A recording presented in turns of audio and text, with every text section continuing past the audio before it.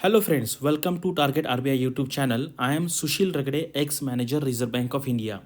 और आज एक ये मेरा स्पेशल वीडियो है क्योंकि अभी अभी मेरा जो टारगेट आरबीआई का यूट्यूब चैनल है उसके 50,000 सब्सक्राइबर हो चुके हैं और ये सभी आपके प्यार के वजह से ही पॉसिबल हुआ है। अभी मेरा जो नेक्स्ट टारगेट रहेगा वो रहेगा 1 लाख सब्सक्राइबर्स। और मैंने कभी भी मतलब कोई भी वीडियो में आपने देखा होगा मैंने कहा नहीं है मेरा चैनल सब्सक्राइब कर लीजिए, लेकिन मुझे अभी लगता है कि अभी यहाँ से मुझे अगर 1 लाख तक जाना है तो मुझे आपके सपोर्ट का मतलब यूज़ होगा आगे जाके। तो मैं यहाँ पे आपको रिक्वेस्ट करता हूँ कि अगर आपको मेरा कंटेंट मेरा इन्फॉर्मेशन अगर यूज़फुल लग रहा है तो आप मेरे चैनल को सब्सक्राइब कर दीजिए और बेल आइकन भी प्रेस कर दीजिए। तो बीच में मैंने कुछ दिन पहले आई थिंक 4 दिन पहले मैंने मेरे जितने सोशल मीडिया के प्लेटफॉर्म्स हैं वहाँ पर एक गूगल फॉर्म पोस्ट किया था और मैंने कहा था कि आपकी कोई भी क्वेरी हो आरबीआई ग्रेड बी रिलेटेड आप वहाँ पे पूछ सकते हैं। तो मुझे नियर अबाउट 600 या 700 के आसपास क्वेरीज मिली है और उसको मैं अभी पढ़ रहा हूँ। काफ़ी सारी क्वेरीज है तो मैंने उसको एक सेग्रीगेट किया है। तो आज जो सबसे मेन जो क्वेरी होती है लोगों की, स्टूडेंट्स की, एस्पिरेंट्स की, एलिजिबिलिटी रिलेटेड, यानी कि क्या क्वालिफिकेशन होना चाहिए, कितना एक्सपीरियंस होना चाहिए, कितना एज होना चाहिए, वो सारी क्वेरी मैंने यहाँ पर पोस्ट की है। मतलब एक एक क्वेरी मैंने वहाँ से लेके यहाँ पे पोस्ट की है और वह सारी क्वेरीज का मैं यहाँ पर जवाब देने वाला हूँ। मैक्सिमम क्वेरी रिपीटेटिव नेचर की है, लेकिन मैंने जितनी सारी क्वेरीज आई थी वो गूगल फॉर्म में वहाँ से सारी क्वेरीज लेके यहाँ पे पोस्ट किए। अभी हम एक एक देखते हैं। एक्चुअली क्वेरी देखने से पहले मैं सारी बेसिक इन्फॉर्मेशन आपको बता देता हूँ, तो वहीं पे आपकी सारी क्वेरीज का आंसर आपको मिल जाएगा। और कुछ जो अलग टाइप की क्वेरी है मैं आगे वीडियो में उसका आंसर आपको यहाँ पर बताऊंगा। तो सबसे मेन क्या है, देखो कोई भी जो आपको एग्ज़ाम के लिए प्रिपेयर करने का है, आपको सबसे जो मेन डॉक्यूमेंट है जो आपको खुद को पढ़ना है वो है उस नोटिफिकेशन का, वो जो ऑर्गेनाइजेशन है उसका नोटिफिकेशन। तो नोटिफिकेशन में मैक्सिमम सारी इन्फॉर्मेशन दी होती है। कभी कभी उसमें थोड़ा सा कन्फ्यूजन होता है, इसलिए आपको एक्सपर्ट की राय जानना ज़रूरी होती है। तो इसीलिए अभी हम यहाँ पर देखेंगे कि क्या क्या लिखा है। मुझे पता नहीं ये जो फर्स्ट पेज है कितने लोगों ने पढ़ा है। अभी मैं यहाँ पे आपको काफ़ी डिटेल में बताऊँगा क्या है। थोड़ा सा वीडियो लेंदी हो सकता है, लेकिन ये वीडियो देखने के बाद आपको एलिजिबिलिटी रिलेटेड कोई भी क्वेरी नहीं आएगी, ये मुझे भरोसा है। अभी देखिए यहाँ पे क्या लिखा, reserve Bank of India direct recruitment for post in combined seniority group CGS streams panel year 2021। अभी बहुत स्टूडेंट्स को ये भी डाउट आता है कि ये कंबाइंड सीनियरिटी ग्रुप क्या है। एक्चुअली इस साल से ये डिसकंटिन्यू करने वाले हैं आरबीआई। कंबाइंड सीनियरिटी ग्रुप का मतलब होता है आरबीआई 3 अलग अलग पोस्ट का रिक्रूटमेंट साथ में लेता है। एक को कहते हैं जर्नलिस्ट, दूसरे को कहते हैं DEPR, department of economic and policy research, और तीसरा होता है DSIM, department of statistics and information management. तो ये तीनों का रिक्रूटमेंट साथ में होता है एंड उनका जो सीनियरिटी होता है ऑर्गेनाइजेशन में वो भी एक ही लिस्ट बनती है। लेकिन आरबीआई ने अभी कहा है कि आगे जाके ये सिस्टम वो बंद करने वाले हैं। इसका मतलब क्या है, अभी जो तीनों पोस्ट है उसका रिक्रूटमेंट अलग अलग होगा। होगा तो सही, मतलब कुछ लोगों ने ये भी अफवाह फैलाने का ट्राई किया कि अभी रिक्रूटमेंट नहीं होगा, ऐसा बिल्कुल नहीं है। अलग अलग होगा, यानी कि ग्रेड बी जर्नलिस्ट का अलग रिक्रूटमेंट आएगा, डीएसआईएम का अलग आएगा, डीईपीआर का अलग आएगा। अभी आप ये पढ़ेंगे ना ये पैसेज, तो आपको एक अलग टाइप का मोटिवेशन मिलेगा आरबीआई ज्वाइन करने के लिए। Build your nation, build your career. मतलब ये जॉब ऐसा है कि बहुत ही ये ऑर्गेनाइजेशन नेशनल इंपॉर्टेंस की ऑर्गेनाइजेशन है, क्योंकि ये पूरा मॉनेटरी पॉलिसी कंट्रोल करता है। Life with RBI is not just another career, it is a commitment to serve the nation where your decisions make an impact on the way the economy and the financial sector in the country evolves। मतलब आप देखिए एक decision demonetisation का RBI ने लिया। RBI ने मतलब directly prime minister ने लिया है, लेकिन RBI is a implementation authority. पूरे हर एक सिटीजन के लाइफ पे वो डिसीजन ने इम्पैक्ट किया। Come to RBI if you are looking for an ecosystem that encourages continuous learning। देखो कंटिन्यूस लर्निंग बहुत ज़रूरी है। एवरी 3 मंथ्स में आरबीआई में कुछ ना कुछ ट्रेनिंग होता है, कुछ ना कुछ ट्रेनिंग होता है। आरबीआई के अलग अलग आप कह सकते हैं कि कॉलेजेस है। रिजर्व बैंक स्टाफ कॉलेज है चेन्नई में, उसके बाद कॉलेज ऑफ एग्रीकल्चर बैंकिंग है पुणे में, उसके बाद हैदराबाद में IBR DRTA है, उसके बाद दिल्ली में है जोनल ट्रेनिंग सेंटर है। तो आरबीआई के अभी इनोवेशन सेंटर भी चालू हुआ है आरबीआई का। तो कंटिन्यूसली लर्निंग आरबीआई में चलते रहता है। तो जिनको कंटिन्यूसली लर्निंग करना है उनके लिए भी ये बहुत इंपॉर्टेंट ऑर्गेनाइजेशन है। An equal opportunity work environment, a supportive HR climate, and of course an alternative attractive compensation structure।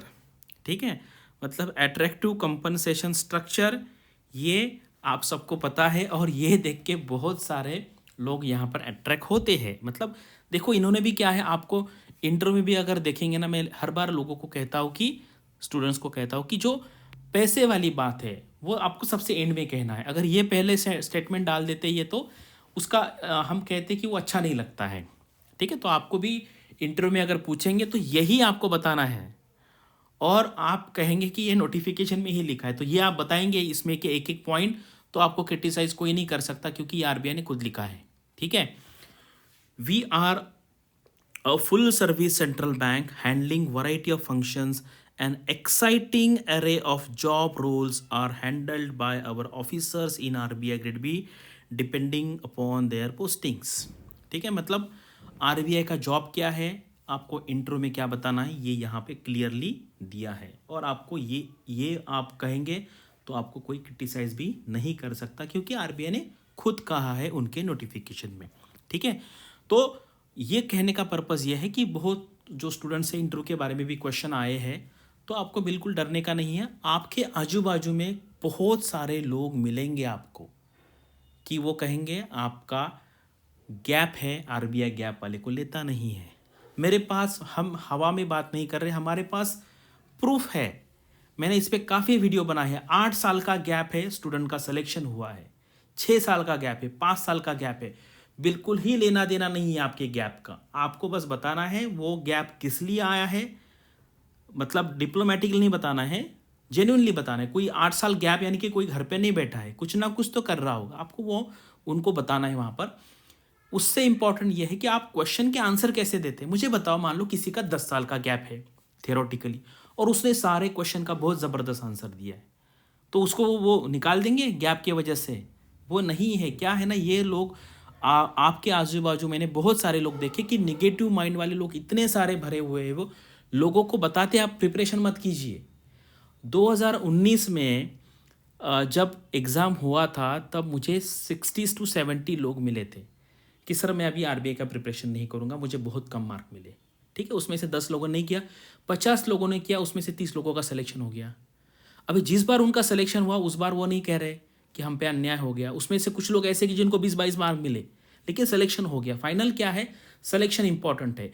क्या होता है जब आपका सिलेक्शन नहीं होता है तब हमें, मतलब कोई चाहिए होता है उंगली दिखाने के लिए, इसकी वजह से मेरा सिलेक्शन नहीं हुआ, उसकी वजह से मेरा सिलेक्शन नहीं हुआ, मुझे इंटरव्यू में कम मार्क्स दिए।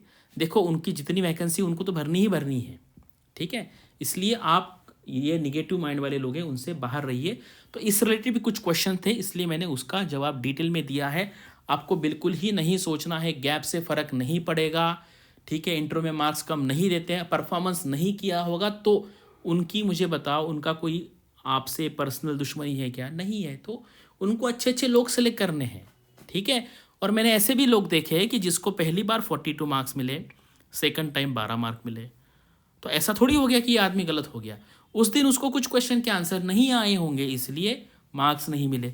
और कुछ लोग ऐसे भी थे 15 मार्क मिले, नेक्स्ट टाइम 45 मार्क्स मिले, यानी कि नेक्स्ट टाइम परफॉर्मेंस अच्छा नहीं था, इस बार हो गया।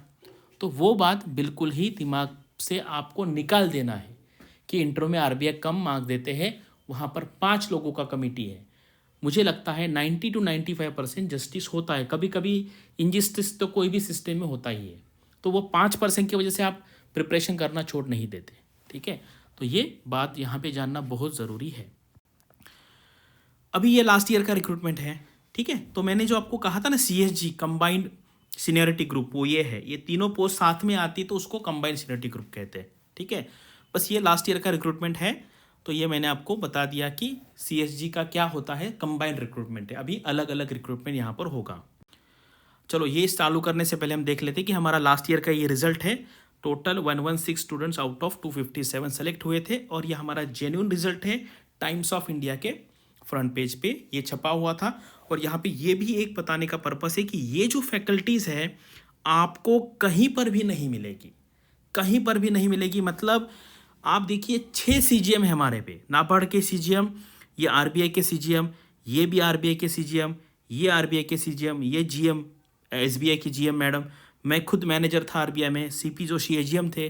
तो इतने एक्सपर्ट लोग आपको कहीं पर भी नहीं मिलेंगे। तो आपको अगर कोई भी इंस्टीट्यूशन ज्वाइन करना है कोचिंग के लिए तो वहाँ पर देख लीजिए वहाँ की जो फैकल्टी है वो उनका क्या बैकग्राउंड है, उनका नॉलेज कितना है, उन्होंने खुद एग्ज़ाम निकाला है कि नहीं निकाला है। देखो रिजल्ट का क्या बात है, रिजल्ट तो आता ही रहता है, कभी नहीं आएगा, लेकिन जो फैकल्टीज़ है वो ऑर्गेनाइजेशन की वो बहुत इंपॉर्टेंट है क्योंकि वो आपको आगे आपके जर्नी में गाइड करने वाली है। तो अभी यहाँ पर ये इसलिए मैंने लिया है ये इमेज क्योंकि यहाँ पर बहुत सारे क्वेश्चंस है एलिजिबिलिटी के लिए। एलिजिबिलिटी यानी कि एज रिलैक्सेशन मिलेगा या नहीं मिलेगा। ठीक है, आपको पता है कोविड की वजह से 2020 में एग्ज़ाम हुआ नहीं। ठीक है, तो कुछ लोग इन बिटवीन ड्यूरिंग ये पीरियड कुछ लोगों का एज चला गया, मतलब कुछ लोग 30 एज क्रॉस कर लिए, कुछ OBC में थे 33 क्रॉस कर लिए, कुछ SC ST में थे 35 क्रॉस कर लिए। तो कुछ लोगों का कहना है कि वहाँ पे लोगों का नुकसान हुआ। तो सबसे पहले अक्टूबर 2020 में मैंने ये वीडियो बनाया था कि age relaxation for RBI grade B and SBI PO। उस टाइम वो नोटिफिकेशन ये एग्ज़ाम के बारे में काफ़ी डिस्कशन चल रहा था, तो मैंने इसलिए वीडियो बनाया था। और मैंने वहाँ पर रिक्वेस्ट किया था, गवर्नमेंट को रिक्वेस्ट किया था, जो जो लोग थे रिलेटेड उनको रिक्वेस्ट किया था कि ये एज रिलैक्सेशन मिलना चाहिए। तो ये सिर्फ वीडियो देखो, यहाँ पर 10,000 व्यूज़ वहाँ पर मिले थे। सिर्फ मैं इस पे रुकाने में जाके आपको पता है ये डॉक्टर भागवत कराड़ जी है, ये फाइनेंस मिनिस्ट्री में मिनिस्टर ऑफ स्टेट है। ठीक है, इनके पास ही है हमारा डिपार्टमेंट ऑफ फाइनेंशियल सर्विसेज। तो मैंने इनसे जाके पर्सनली बात किया, उनको बताया, यहाँ पर मैं मेरा ये iPad है, मैंने वहाँ पे उनको बता रहा था कि देखिए सर इतने सारे स्टूडेंट्स है, लैक्स ऑफ स्टूडेंट्स है कि जिनका नुकसान यहाँ पर हुआ है। मैंने उनको पूरी इन्फॉर्मेशन दे दी, लेकिन आपको पता है कि गवर्नमेंट में ये डिसीजन होता है वो बड़े लेवल पे होता है, लेकिन मैंने उनको एक्सप्लेन किया, उन्होंने काफ़ी 10-15 मिनट बैठ के मेरी बात सुन ली। उसके बाद फिर मैं ये देखिए ये निर्मला सीतारामन मैडम का ये ऑफिस है। तो वहाँ पर एक्चुअली उस टाइम कोई भूटान के ऑफिशियल्स आए थे, तो वो वहाँ पे मैडम मिल नहीं पाई, लेकिन उनके जो PA ने कहा मुझे कि जो जॉइंट सेक्रेटरी है फाइनेंस मिनिस्ट्री के, आप उनसे बात कर लीजिए। तो मैंने उनको भी ये बात एक्सप्लेन किया कि सर ऐसा ऐसा सिचुएशन है। तो उन्होंने कहा ठीक है मैं मैडम से बात कर लूँगा। ठीक है, ये हो गया। उसके बाद सिर्फ इतना ही नहीं, फिर मैं बाद में उस दिन शाम को ये जो मिनिस्टर है मैं उनके घर पे भी गया। तो मैंने उनको बताया कि सर आप प्लीज़ ये थोड़ा सा प्रायोरिटी बेसिस पे देख लीजिए। उन्होंने कहा मैं डेफिनेटली ये क्वेश्चन जो है आगे डिस्कस करूँगा। फिर बीच में एक जगह पे ये अमिताभ कांत जी हैं, नीति आयोग के CEO, उनसे भी मैं मिला था जब वो औरंगाबाद में आए थे। तो मैंने मेरे साइड से जितना मैं कर सकता हूँ एज रिलैक्सेशन के लिए मैंने उतना किया है। और अभी मतलब प्रेजेंटली भी काफ़ी सारे स्टूडेंट जो है वो दिल्ली में प्रोटेस्ट कर रहे हैं सारे एग्ज़ाम्स के लिए, सिर्फ RBI के लिए नहीं, जितनी सारी गवर्नमेंट एग्ज़ाम्स है उसके लिए 1-2 साल का एज रिलैक्सेशन दे दे। बहुत सारे स्टेट्स ने ऑलरेडी दिया है, कुछ स्टेट ने 1 साल का दिया है, कुछ स्टेट ने 2 साल का दिया है। तो आप भी अपने साइड से इसके लिए ट्राई कीजिए।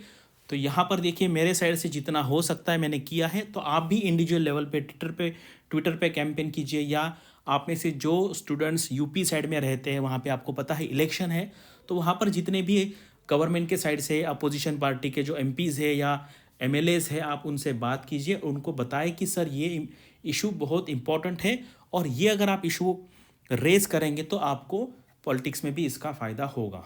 ठीक है, तो ये एज रिलैक्सेशन का बहुत सारे क्वेरीज आए थी, तो मैंने यहाँ पर वो एड्रेस करने का ट्राई किया है। तो ये जो है अलग अलग पोस्ट के लिए ना मतलब जो आपको पता है कि जो फिज़िकल हैंडीकैप है, तो वो इतनी सारी अलग अलग कैटेगरीज वहाँ पर उन्होंने दी है, ये आप यहाँ पर देख सकते हैं। ठीक है, तो काफ़ी सारे स्टूडेंट हैं जो फिज़िकल हैंडीकैप कैटेगरी में आते हैं, तो उनके लिए भी रिजर्वेशन होता है। अगर वैकेंसी रहती है तो अगले साल वो कैरी फॉरवर्ड की जाती है। तो अगर आपको इसके बारे में और इन्फॉर्मेशन चाहिए तो आप आरटीआई फाइल कर सकते हैं। तो अभी आते हैं हमारा एज लिमिट पे। ठीक है, मतलब क्वेश्चन बहुत सारे आए हैं, बेसिक बेसिक क्वेश्चन भी आए लोगों को, मतलब कुछ लोगों को पता भी नहीं है कि कितना मैक्सिमम एज होता है, मिनिमम एज कितना चाहिए। आपको ये याद रखना है कि मंथ में किसी भी डेट को नोटिफिकेशन आए, मान लो 30 जनवरी को नोटिफिकेशन आया, सपोज आता है, तो जो कैलकुलेशन का डेट होगा, कट ऑफ डेट, वो उस महीने का फर्स्ट डेट होगा। ठीक है, मतलब 3 तारीख को आए, 4 तारीख को आए, 30th को आए या 31 जनवरी को आए, तो जो एज कैलकुलेशन करने का जो डेट होता है वो फर्स्ट डेट होता है उस महीने का। ठीक है, ये आपको पता होना चाहिए। तो मिनिमम जो एज है 21 साल है, मैक्सिमम जो है 30 ईयर्स है। ठीक है, यहाँ पर दिया होता है, ठीक है, क्लियरली दिया होता है कि कौन से डेट के पहले चाहिए, पहले नहीं चाहिए, कौन से डेट के बाद नहीं चाहिए। बहुत सारे लोग पूछते हैं कि सर मेरा ये डेट ऑफ बर्थ है, मैं एलिजिबल हूँ या नहीं हूँ। तो आपको यहाँ पे जाके देखना, उन्होंने क्लियरली बहुत सिंपल तरीके से दिया है, ये डेट के पहले आपका डेट ऑफ बर्थ नहीं चाहिए, ये डेट के बाद नहीं चाहिए। ठीक है, उसके बाद for candidates possessing PH MPhil and PhD, MPhil के लिए 2 साल का एज रिलैक्सेशन मिलता है एंड PhD के लिए 4 साल का मिलता है। ठीक है, और यहाँ पर आपको एक बात याद रखनी है, आप कोई भी 2 बेनिफिट नहीं ले सकते। इसके रिलेटेड भी कुछ क्वेरीज थी, जैसे मान लो अगर हम ओबीसी की बात लेते हैं तो ओबीसी को वैसे भी 33 ईयर्स तक आप फॉर्म फिल कर सकते हैं। ठीक है, और अगर मान लीजिए ऐसे स्टूडेंट है कि जो ओबीसी में आते हैं जिनको 5 साल का बैंकिंग का एक्सपीरियंस है, और आपको पता है 3 साल तक एज रिलैक्सेशन मिलता है, तो कुछ लोगों को लगता है 33 + 3 36 तक वो भर सकते हैं। ऐसा बिल्कुल नहीं है, आप कोई भी एक ही बेनिफिट ले सकते हैं। मान लो ओबीसी के केस में मैक्सिमम 33 ही रहेगा, आपको बैंक का वर्क एक्सपीरियंस हो या ना हो। एससी के केस में आपको 35 ही मिलेगा, आपको बैंक एक्सपीरियंस हो या ना हो। ठीक है, एंड जनरल कैटेगरी में अगर आप बैंक में काम करते हैं, ठीक है, कौन से बैंक में, उससे रिलेटेड मैंने आरटीआई फाइल किया था, उन्होंने कहा था कमर्शियल बैंक, यानी कि उसमें कमर्शियल बैंक में प्राइवेट सेक्टर बैंक भी आता है। ठीक है, तो जनरल कैटेगरी में मैक्सिमम एज कितना है 30, तो मैक्सिमम आपको 3 साल तक एज रिलैक्सेशन मिलेगा अगर आपको 3 साल का वर्क एक्सपीरियंस है तो। लेकिन इसमें आपका प्रोबेशन पीरियड कंसीडर नहीं किया जाता एंड मंथ में भी एक्सपीरियंस कंसीडर नहीं किया जाता। मैं आपको एग्जांपल बताता हूँ, किसी ने एसबीआई ज्वाइन किया और उसको 35 मंथ्स का एक्सपीरियंस है, उसको 1 भी साल का एज रिलैक्सेशन नहीं मिलेगा। क्यों नहीं मिलेगा? क्योंकि 2 साल का यानी कि 24 महीने तो प्रोबेशन होता है, वो नहीं पकड़ते हैं। एंड इसके बाद 11 महीने का वर्क एक्सपीरियंस हो गया, 11 महीने का वर्क एक्सपीरियंस भी नहीं पकड़ते हैं। ये याद रखना है आपको, ईयर्स में ही कंसिडर किया जाता है। जब तक आपका 1 साल नहीं होता है आपको वो एज रिलैक्सेशन नहीं मिलता। ये मैं इसलिए डिटेल में पूछ रहा हूँ क्योंकि बहुत सारे लोग मुझे क्वेश्चन उनको क्या लगता है 3 महीने का वर्क एक्सपीरियंस है तो 3 महीने का एज रिलैक्सेशन मिलेगा। ऐसा बिल्कुल नहीं है। जब तक कंप्लीट 1 साल नहीं होता है, कंप्लीट 2 साल नहीं होता है, कंप्लीट 3 साल नहीं होता है, तब तक एज रिलैक्सेशन नहीं मिलेगा। अभी और कुछ लोगों को क्या गलतफहमी है, किसी का एज है 31 और मान लो उसको ऐसे लगता है कि मैं बैंक में हूँ तो मुझे 33 तक एज रिलैक्सेशन मिलेगा। ऐसा बिल्कुल नहीं है। 33 तक एज रिलैक्सेशन करने के लिए आपको 3 साल का एक्सपीरियंस चाहिए, यानी कि टोटल 5 साल चाहिए आपको एक्सपीरियंस, क्योंकि 2 साल प्रोबेशन के तो पकड़ते नहीं है। तो इसलिए ऐसे बैंकर जिनको 5 साल का वर्क एक्सपीरियंस है उनको ही ये 33 तक एज रिलैक्सेशन मिलेगा। ये जानना बहुत ज़रूरी है। ठीक है, तो यहाँ पर मैंने मैक्सिमम चीज़ें जो है एज रिलैक्सेशन रिलेटेड मैंने यहाँ पर आपको बता दी है। ठीक है, जनरल कैटेगरी में 33 provided you have 5 years of work experience. क्यों 5 साल? क्योंकि 2 साल का प्रोबेशन पकड़ते नहीं है इसलिए। ओबीसी कैटेगरी में आपको वर्क एक्सपीरियंस हो या ना हो आपको 33 ही मिलेगा मैक्सिमम। SC ST केस में आपको वर्क एक्सपीरियंस हो या ना हो आपको 35 मिलेगा। यानी कि सिंपल मीनिंग ये है कि जो वर्क एक्सपीरियंस का जो बेनिफिट है वो सिर्फ जनरल कैटेगरी को ही मिलता है, क्योंकि उनको अलग सा कोई रिलैक्सेशन अवेलेबल नहीं है। ठीक है, इसलिए आप कोई भी दो बेनिफिट्स कंबाइन नहीं कर सकते। मतलब ओबीसी में अगर आप हो तो वो 3 साल और वर्क एक्सपीरियंस का 3 साल, 6 साल, ऐसा नहीं मिलेगा। ठीक है, तो इससे रिलेटेड भी कुछ क्वेरी थी, तो मैंने यहाँ पर मैक्सिमम चीज़ें कवर कर ली है। अभी यहाँ पर मैं बताता हूँ आपको, फॉर कैंडिडेट्स हैविंग, ये देखो ये लाइन बहुत लोगों को कंफ्यूज करती है। मैंने इसके लिए आरटीआर डाला हुआ है, मेरा टेलीग्राम चैनल पे मैंने वो आरटीआर पोस्ट भी किया है। आप वहाँ पे मेरे डिस्क्रिप्शन बॉक्स में मैं लिंक देता हूँ, वहाँ पर आप देख लीजिए। For candidates having experience as an officer, ये बहुत ज़रूरी है, क्लर्क को नहीं मिलता है, इन अ कमर्शियल बैंक, ये कमर्शियल बैंक इतना ही पढ़ना है, and financial institution in public sector. कुछ लोगों को लगता है कि commercial bank in public sector, ऐसा बिल्कुल नहीं है। अगर वैसा होता तो वो लिखते पब्लिक सेक्टर बैंक को ही अवेलेबल है, बाकी किसी को नहीं है। कमर्शियल बैंक मतलब कमर्शियल बैंक, तो वो सिटी बैंक भी हो गई, आईसीआईसीआई भी होगी, एसबीआई हो गई, आईडीबीआई, सब कुछ कमर्शियल बैंक है। And financial institution in public sector का मतलब है फाइनेंशियल इंस्टीट्यूशन जो गवर्नमेंट की है, यानी कि इंश्योरेंस कंपनीज। उससे रिलेटेड भी कोई क्वेश्चन था।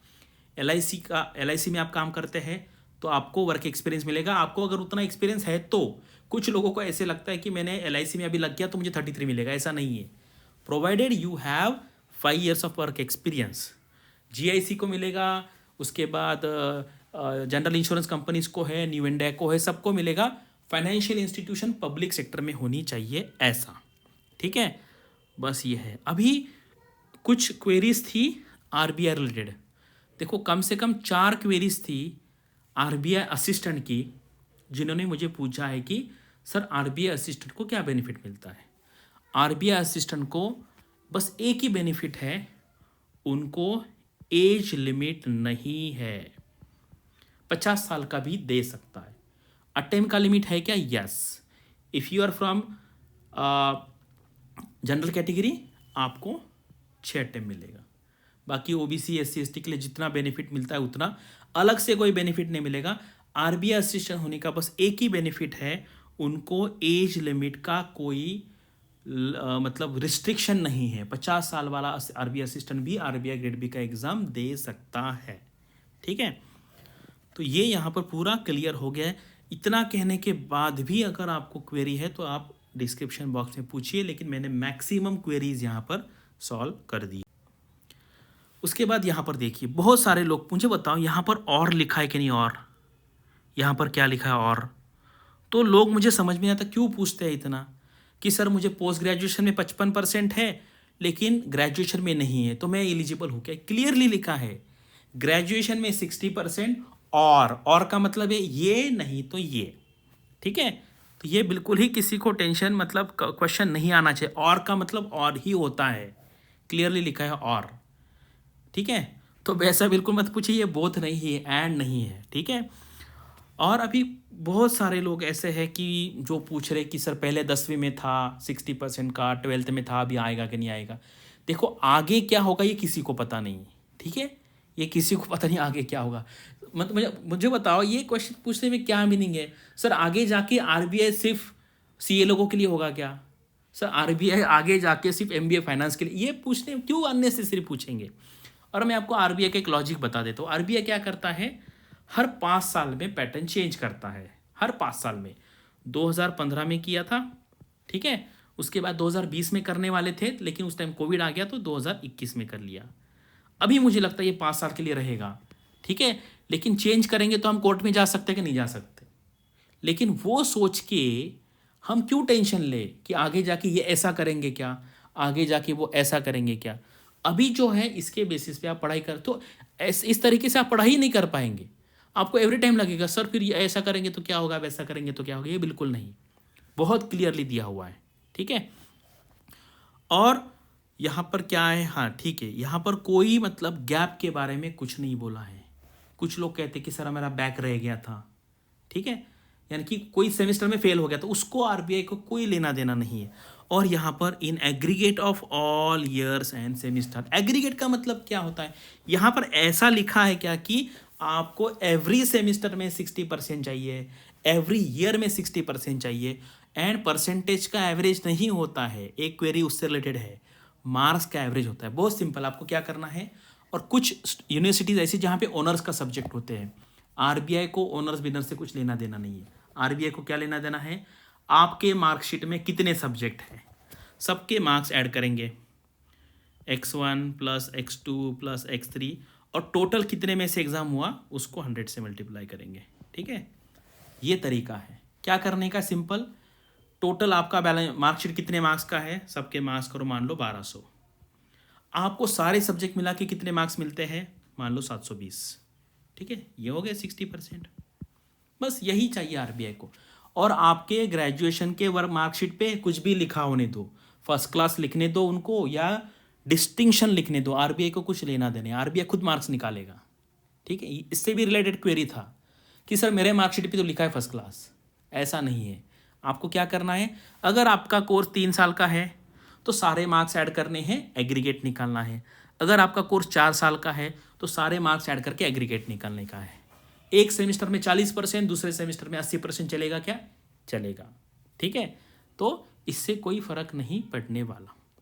तो एज रिलैक्सेशन रिलेटेड सारी क्वेरीज यहाँ पर सॉल्व हो गई है। प्लेन ग्रेजुएट चाहिए 60% और पीजी चाहिए 55%, दोनों बिल्कुल नहीं लिखा है। ठीक है, देखो आप आरबीआई में ऑफिसर बनने जा रहे हो तो आपको ये बातें समझ में आनी चाहिए, लेकिन अभी ये मेरा कर्तव्य है कि अगर आपको इतना समझ में नहीं आते तो मैं आपको एक्सप्लेन करूँ। ठीक है, तो ये सारा एज मतलब क्वालिफिकेशन रिलेटेड, और क्वालिफिकेशन का डेट क्या है, ये डेट है, एक दिन भी आगे पीछे नहीं चलता है। ठीक है, क्वालिफिकेशन एज ऑन है। अगर कोई कहेगा सर मेरा 2 जनवरी को हुआ है तो एलिजिबल है क्या, नहीं है। गवर्नमेंट में क्या है, जो डेट बोला है वही है। 59.9 एलिजिबल है क्या, नहीं है। ठीक है, 59.99 है क्या, बिल्कुल नहीं है। 60% चाहिए, मतलब 60% चाहिए। एक दिन भी गवर्नमेंट में क्या, देखो रूल क्या है ना, अगर सेकंड को अलाउ किया तो थर्ड को क्यों नहीं करेंगे, है ना। गवर्नमेंट फिर इसको क्यों अलाउ किया, इसीलिए जो रूल है वो रूल है। ठीक है, चलिए अभी ये भी एक सवाल है कि क्या है ये, किस लिए है, सबसे पहले जान लीजिए। कुछ लोगों को लगता है कि ये फार्मूला सबके लिए, सबके लिए बिल्कुल नहीं। अगर आपका यूनिवर्सिटी बोलता है 5.25 मतलब 80%, आरबीआई एक्सेप्ट कर लेगा। ठीक है, ये ऐसे लोगों के लिए है कि जिनके यहाँ पर सीजीपीए और परसेंटेज का फॉर्मूला नहीं दिया है, मतलब 7 सीजीपीए मतलब कितने परसेंटेज होते, ये जिनके मार्कशीट पे नहीं लिखा है उनके लिए ही है ये। कुछ लोग ऐसे हैं कि ये देख के एक स्टूडेंट को लगा कि उसका कितना था, 6.5 था, और मैंने उसने कहा क्यों नहीं भरा, उसने कहा सर आरबीआई ने कहा था 6.75। आपके मार्कशीट पे क्या लिखा है, उसने कहा सर मेरे मार्कशीट पे लिखा है कि इसको 10 से मल्टीप्लाई कर दो, तो उसको परसेंटेज कितने हो रहे थे, 65। निग्लिजेंस की वजह से हर साल हज़ारों लोग, एक दो नहीं हज़ारों लोग इसकी वजह से फॉर्म नहीं भरते, क्योंकि उसको लगता है आरबीआई को कितना चाहिए, 6.75।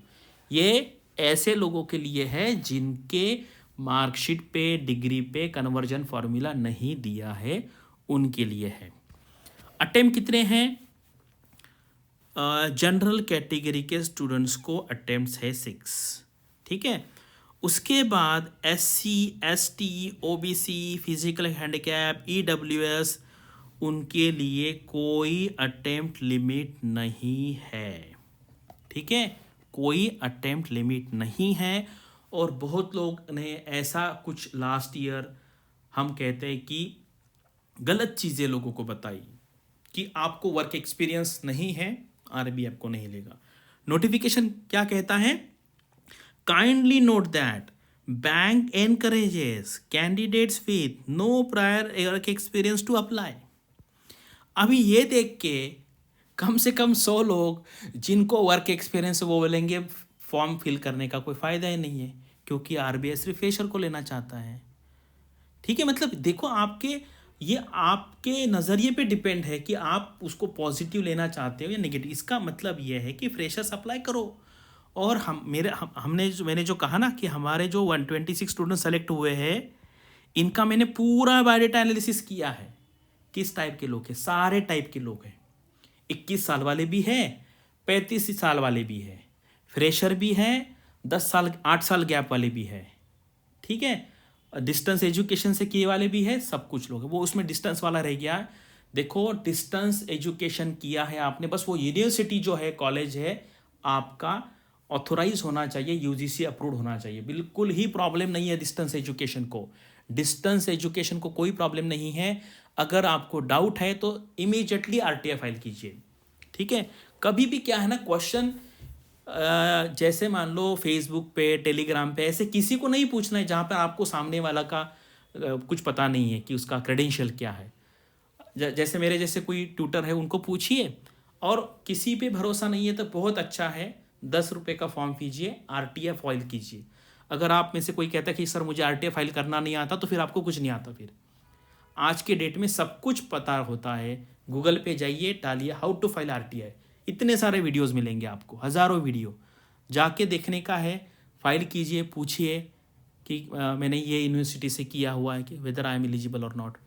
आपके करियर का डिसीजन है ये, तो इसके बारे में थोड़ा सीरियस आपको होना पड़ेगा, ठीक है। तो ये भी यहाँ पर सारा क्लियर। अभी यहाँ पर क्या है, यस, ये क्या है ना, आपका क्या लिखा है यहाँ पर, जो SC ST का आपका सर्टिफिकेट होना चाहिए ना, वो क्या है, support their claim as stipulated for such benefits and these certificates should be dated earlier than the due date closing date of the application।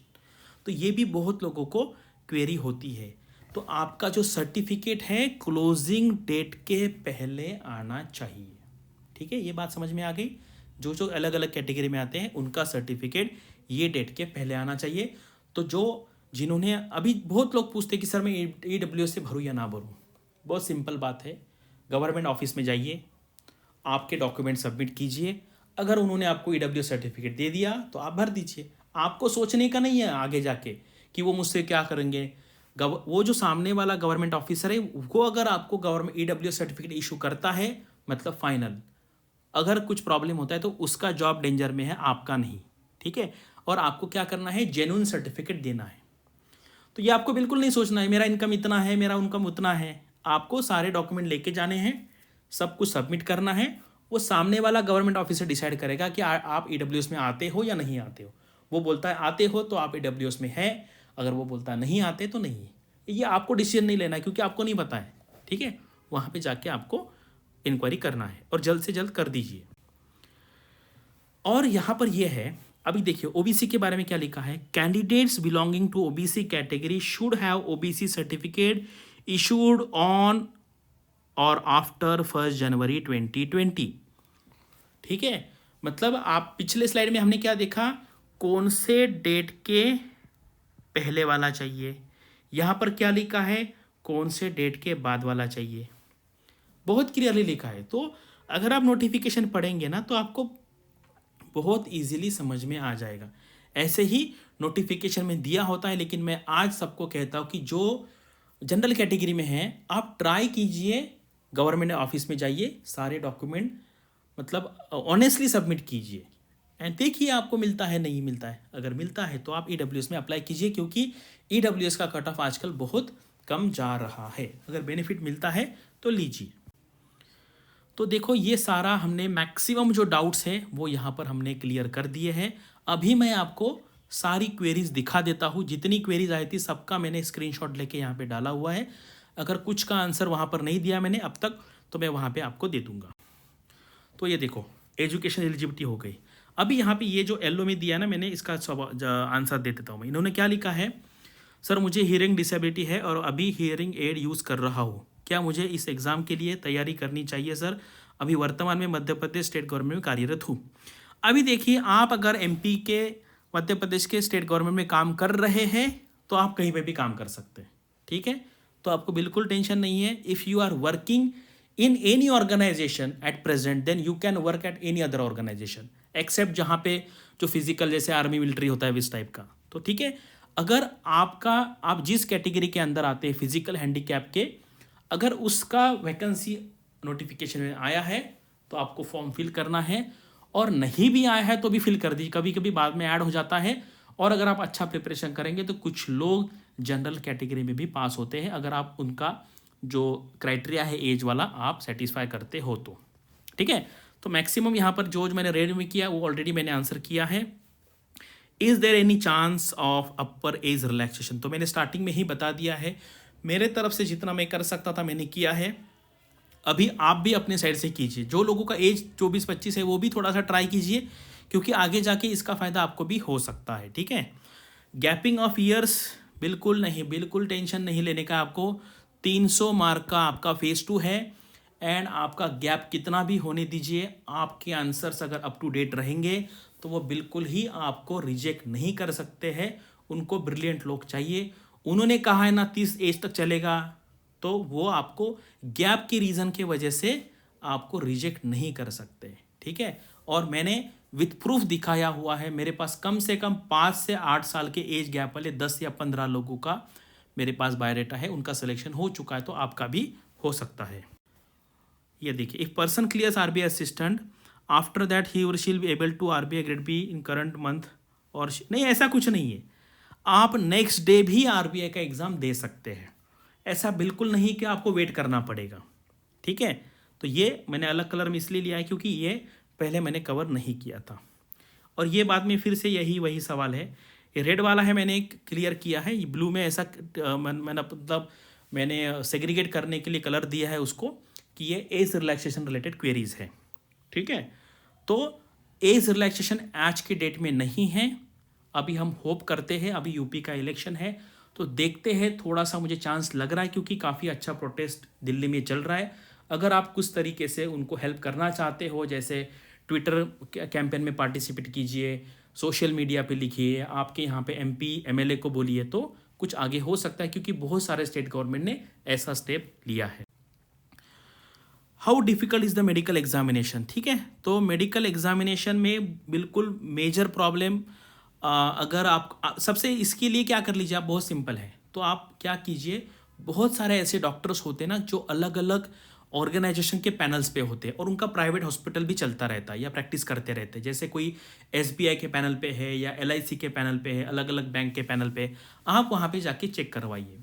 ठीक है, कोई मेजर प्रॉब्लम है उसी केस में होगा, अदरवाइज आपको बहुत ही डाउट लग रहा है तो आपका जो प्रॉब्लम है वो सीधा सीधा आरबीआई को लिखिए, आरटीए में आपको जवाब मिल जाएगा, क्योंकि ये बहुत ही यूनिक लेवल की क्वेरीज होती है। मैं वैसा डॉक्टर तो नहीं हूँ कि इसका जवाब दे पाऊँ, लेकिन मैं आपको सोल्यूशन बताऊंगा कि आप ऐसे डॉक्टर से मिलिए कि जिन्होंने ऐसे गवर्नमेंट के पैनल पे पहले काम किया है, वो आपको डेफिनेटली अच्छी तरीके से गाइड करेंगे।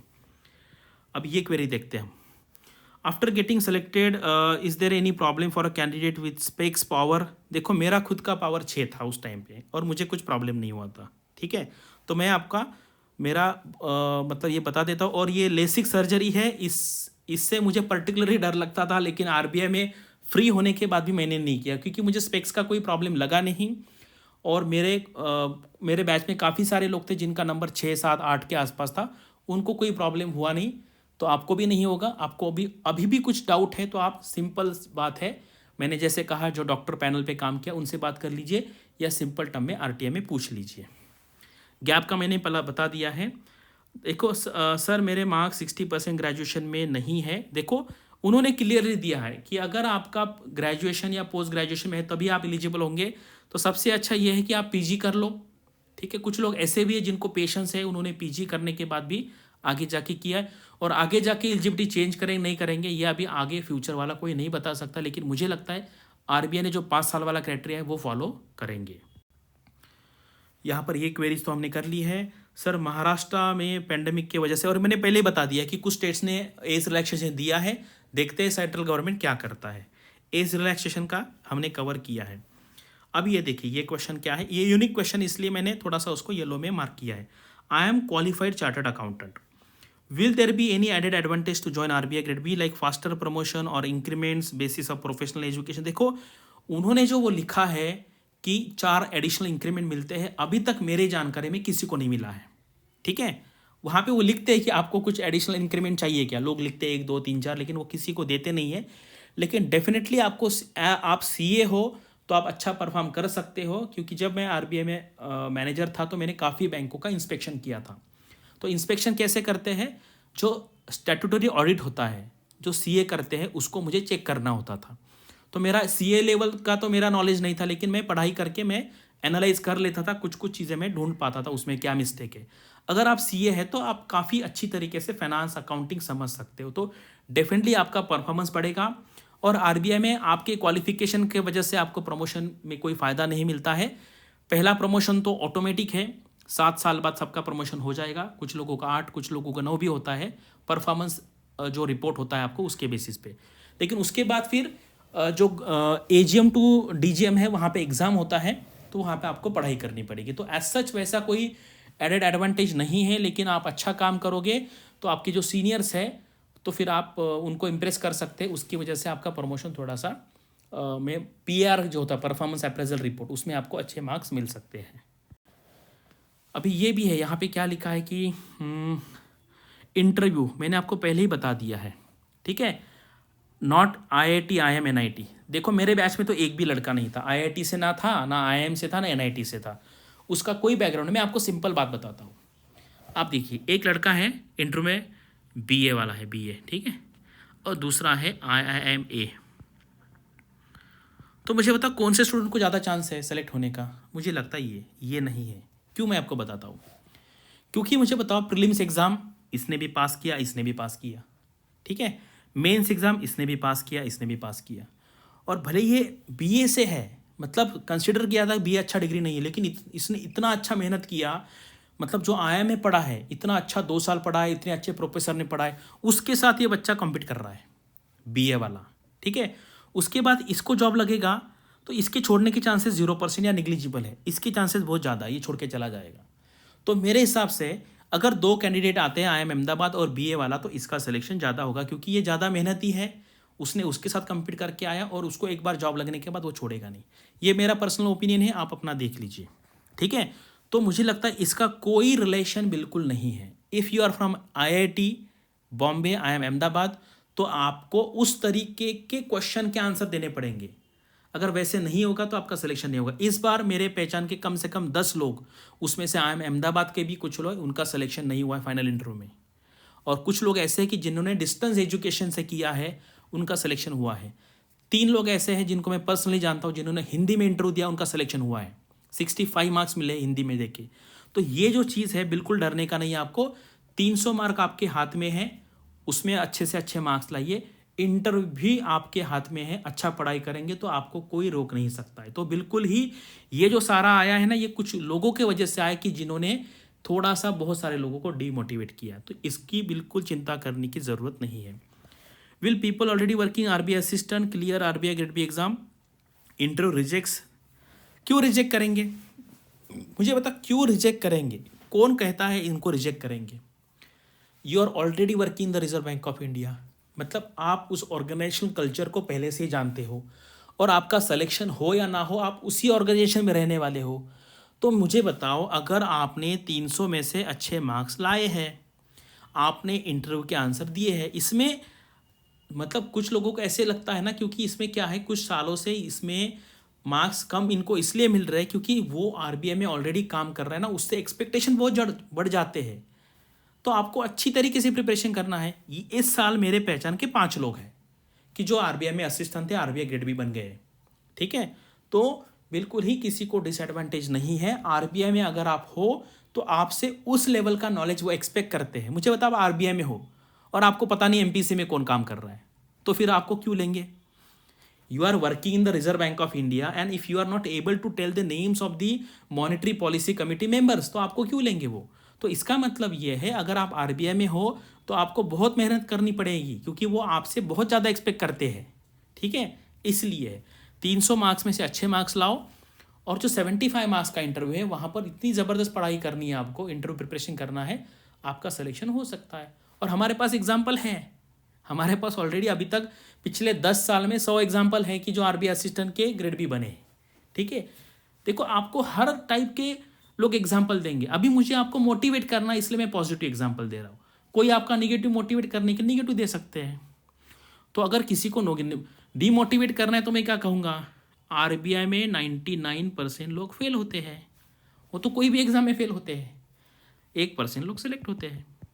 तो यही तो यह रहने ही वाला है, ये रेशो तो रहने ही वाला है। तो आपको क्या करना है कि सिलेक्शन सब टाइप के लोगों का हो रहा है, आर्ट्स के लोगों का हो रहा है, कॉमर्स के लोगों का हो रहा है, साइंस हो रहा है। लास्ट ईयर 2 चेन्नई की आर्किटेक्ट जिन्होंने ग्रेजुएशन किया, ऐसे 2 लड़कियों का सिलेक्शन हुआ है। आर्किटेक्ट, अगर कोई पूछता, वो लड़की किसी को पूछती कि मैं आर्किटेक्ट हूँ, मैं बनूंगी क्या नहीं बनूंगी, लोग बोलते हैं आर्किटेक्ट का आरबीआई में क्या काम है। लेकिन आरबीआई ने क्या लिखा है, एनी ग्रेजुएट। मेरे पहचान की एक लड़की BHMS है, होम्योपैथी डॉक्टर है, आरबीआई में क्या काम है। वैसे तो हमारे गवर्नर भी हिस्ट्री से है, ठीक है। लोग उनको क्रिटिसाइज करते हैं, लेकिन उन्होंने 20 साल फाइनेंस रिलेटेड डिपार्टमेंट में काम किया है। वो फाइनेंस सेक्रेटरी रह चुके हैं, आरबीआई के बोर्ड मेंबर रह चुके हैं। अलग अलग स्टेट, जो वो स्टेट में थे, आई थिंक साउथ के कोई स्टेट में थे, वहाँ पे वो फाइनेंस सेक्रेटरी थे। उनका काफ़ी नॉलेज है। लेकिन क्या है, मीडिया अगर किसी को मतलब डीमोटिवेट करना है या किसी को कम दिखाना है तो वो दिखा सकते हैं। तो इसलिए बिल्कुल नहीं। Sir I have 59% in 10th standard BCom, am I eligible? तो आप ही बताइए, 61% BCom है तो एलिजिबल है। 10वीं 12वीं के बारे में इस बार नोटिफिकेशन में कुछ बताया ही नहीं है, ठीक है। और माई डेट ऑफ बर्थ इज, आप देखिए आपका एज अगले साल नोटिफिकेशन आएगा तो 21 से 30 के बीच में होना चाहिए, अगर आप जनरल कैटेगरी में हो तो, ठीक है। मई में, इसका मतलब है आप मई 2022 को 30 साल के होंगे। उसके पहले नोटिफिकेशन आएगा तो आप एलिजिबल हो जाएंगे, और मुझे लगता है उसके पहले नोटिफिकेशन आ जाएगा। देखो ये सारा मैंने जो ब्लू और रेड वाले सारे कवर किए हैं, ये देखते हैं। एज रिलैक्सेशन है, डायरेक्ट रिक्रूटमेंट देखो आरबीआई में है, और पूछ रहे, देखो आरबीआई में मैंने आपको पहले ही कहा है, आरबीआई में एज का कोई प्रॉब्लम नहीं है। आप कब तक भी आरबीआई का एग्जाम दे सकते हैं, there is no upper limit for age, लेकिन अटेम्प्ट का लिमिट है।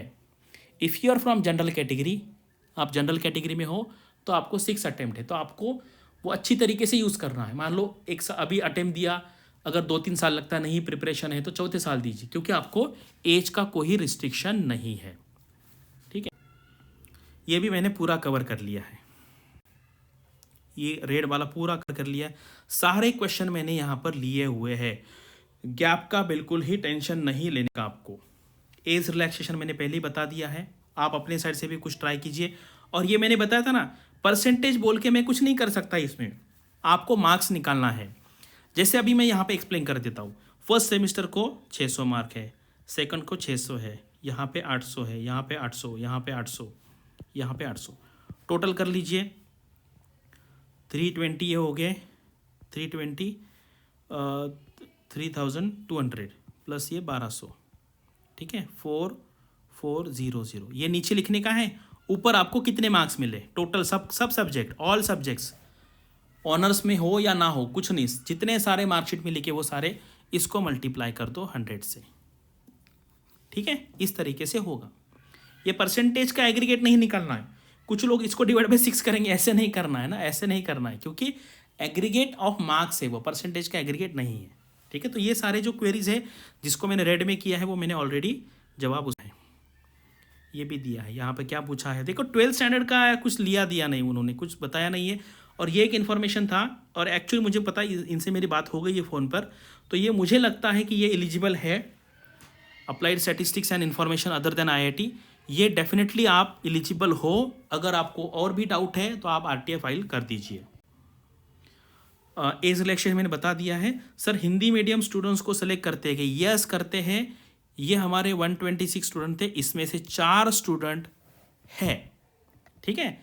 और जो रिमेनिंग है, टोटल 257 लोगों का सिलेक्शन हुआ है, उसमें से मुझे लगता है कम से कम 10 लोगों सेलेक्ट हुए हैं हिंदी मीडियम में, और एक को 65 मार्क्स भी मिले हैं हिंदी में इंटरव्यू देने के बाद। क्योंकि आपको पता है गवर्नमेंट प्रमोट करता है हिंदी में, आपको कोई बोल नहीं सकता है। If someone asks you why you are giving interview in Hindi, then you can tell the government will remove that person from the official post. Government बहुत स्ट्रिक्ट है हिंदी के बारे में, आपको कोई क्वेश्चन नहीं कर सकता why you are speaking Hindi, ठीक है। तो इसलिए बिल्कुल ही आपको डरने का नहीं है। If you don't have much problem in English, then I will suggest you then go for English. And sometimes in some specific questions, if you are not able to answer in English, then you can use some Hindi words. तो हमें क्या है, interview और communication में जो language है, it just a medium है। आपकी जो नॉलेज है, आपका इन्फॉर्मेशन है, आपके व्यूज़ है, वो ट्रांसफ़र होने चाहिए, कम्युनिकेट होने चाहिए। तो हिंदी में बिल्कुल प्रॉब्लम नहीं है, आप हिंदी में एग्ज़ाम फेज़ 2 का एग्ज़ाम लिख सकते हैं टाइप करके, ये नोटिफिकेशन में लिखा हुआ है, ठीक है। उसके बारे में हम अलग से भी वीडियो में मैं कवर करूँगा वो सारे। तो ये भी सारे मैंने कवर किया हुआ यहाँ पर, ठीक है। एक्सपीरियंस रिक्वायर्ड बिल्कुल नहीं है, उन्होंने क्लियर लिखा है फ्रेशर्स को एनकरेज करेंगे। तो अभी जिनको एक्सपीरियंस वो डिस्करेज मत हो जाइए। हमें ऐसे पॉइंट ढूंढने हैं जो हमें मोटिवेट करेंगे, ना कि डीमोटिवेट करेंगे, ठीक है।